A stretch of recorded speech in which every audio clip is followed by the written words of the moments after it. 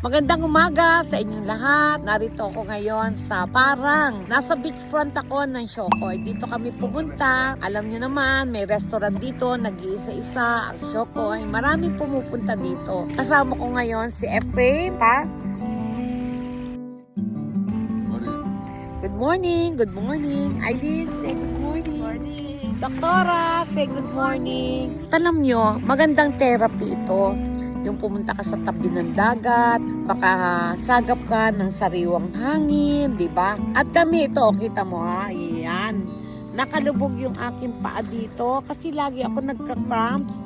Kaya sabi ko, much better na isa magpamasahe ka, masahihin ng tubig dagat. Habang umaagos ang alon, papunta sa akin, hinihigop niya ang aking paa. At ganun din ang aking asawa, nagte-therapy din siya. Next, hihiga ako para yung buong legs ko nakakuan sa tubig. At ayan, si Michelle, ang anak ko, sumunod sa akin.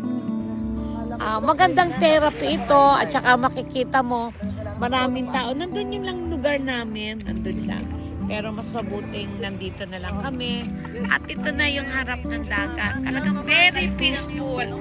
Very calm ang dagat, calm din sa puso.